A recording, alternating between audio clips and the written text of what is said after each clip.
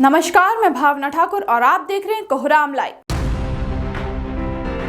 CM Hemant Soren ने Gayatri Buildcon company को terminate करने का निर्देश दिया है। यह कंपनी गुजरे 7 सालों में लातेहार में एक पुल तक का निर्माण नहीं कर पाई। वहीं चतरा के टंडवा में जल जीवन मिशन की धीमी रफ्तार के लिए श्रीराम ईपीसी कंपनी को शो कॉज जारी किया गया है। सीएम आज लातेहार और चतरा में चल रहे विकास कार्यों और विधि व्यवस्था की हाई लेवल मीटिंग के दौरान समीक्षा कर रहे थे। सीएम ने अधिकारियों से कहा कि अगर योजनाओं की प्रगति सिर्फ कागजों पर दिखे तो बजट का बड़ा हिस्सा आपकी सैलरी पर खर्च करने का कोई मतलब नहीं। हमारा पूरा फोकस योजनाओं की गति को रफ्तार देने पर है। मौके पर सीएम सोरेन ने लातेहार के प्रखंड से अंचल कार्यालय, सदर के नवनिर्मित भवन, डिग्री कॉलेज, महिला डिग्री कॉलेज और बहुउद्देशीय भवन का ऑनलाइन उद्घाटन भी किया।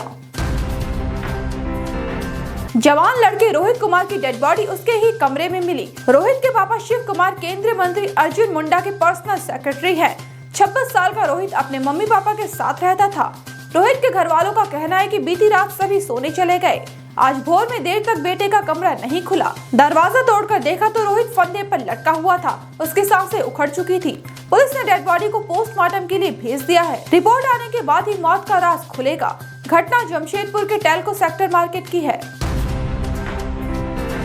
बिटिया की शादी के लिए बैंक से पैसे निकाल घर जा रहे रिटायर्ड टीचर को सरेराह लूट लिया गया। भुक्तभोगी टीचर इम्तियाज अहमद ने पुलिस को बताया कि बाइक सवार अपराधियों ने पैसों से भरा बैग छीनकर भाग निकले। 17 फरवरी को बेटी की शादी है।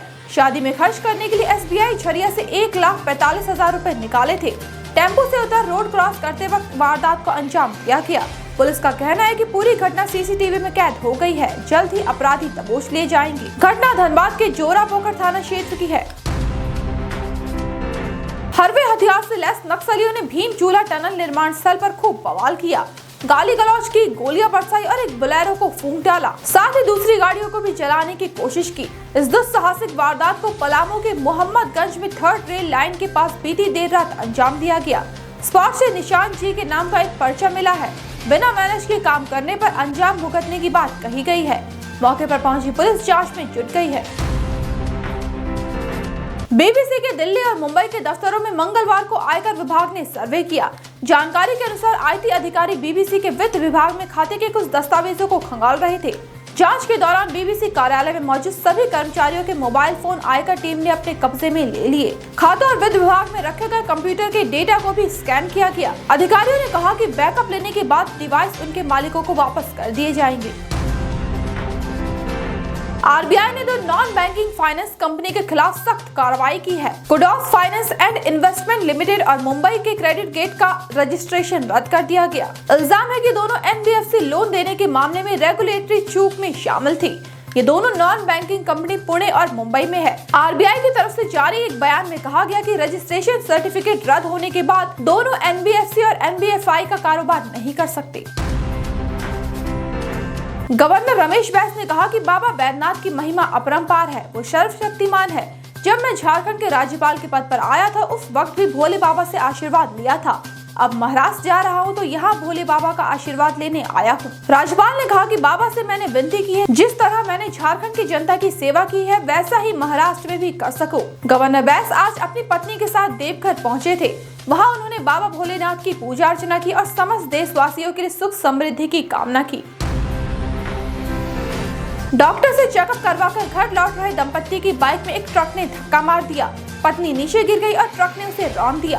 मौके पर ही उसने दम तोड़ दिया। वहीं पति जख्मी हो गया। एक्सीडेंट के बाद ट्रक ड्राइवर भाग निकलने में कामयाब रहा। मिली खबर पर मौके पर पहुंची पुलिस ने शव को पोस्टमार्टम के लिए भेज दिया। वहीं ट्रक को जब्त कर थाना ले गई। एक्सीडेंट आज दिन के 2 बजे पाकुड़ धुलियान मेन रोड पर चाचकी बाजार के पहले स्थित पेट्रोल पंप के सामने हुआ। यूपी के सीएम योगी आदित्यनाथ ने कहा कि बोर्ड परीक्षा में नकल करने वाले बख्शे नहीं जाएंगे। उनके खिलाफ एनएसए की कार्रवाई की जाएगी। ऐसी किसी भी घटना में शामिल होने पर कक्ष निरीक्षकों और केंद्र व्यवस्थापकों के खिलाफ भी एफआईआर दर्ज की जाएगी।